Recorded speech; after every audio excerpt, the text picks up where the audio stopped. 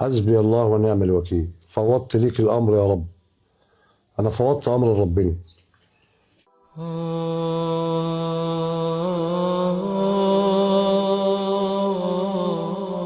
فاجعة على مائدة الإفطار.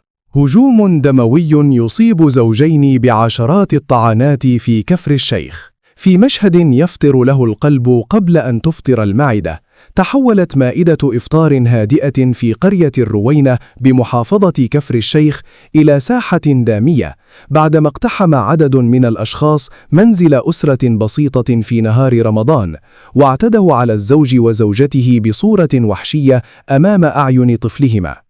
كان الزوج يتناول الإفطار برفقة زوجته وابنه حين فوجئ باقتحام نحو 15 شخصا منزله مدججين بالسكاكين والأسلحة البيضاء بدافع الانتقام من الزوجة على خلافات سابقة.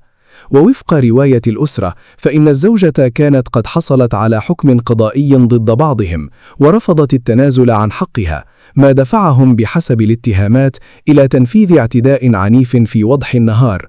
أسفر الهجوم عن إصابة الزوج بأكثر من 80 غرزة في أحد ذراعيه و20 غرزة في الوجه، إضافة إلى 30 غرزة في الذراع الأخرى، ما تسبب في عجزه عن العمل.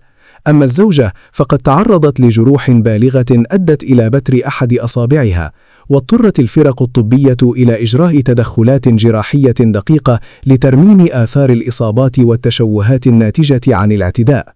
وقال الزوج المتضرر إنه فقد قدرته على العمل بعد إصابته، مطالبا بمحاسبة المسؤولين عما حدث، مؤكدا تمسكه بحقه القانوني. الواقعة تعيد تسليط الضوء على خطورة العنف والاعتداءات الجماعية وأهمية سرعة التحرك الأمني الحاسم لضبط المتهمين وتقديمهم للعدالة، حماية للأسر الآمنة وردعا لأي تجاوزات مماثلة.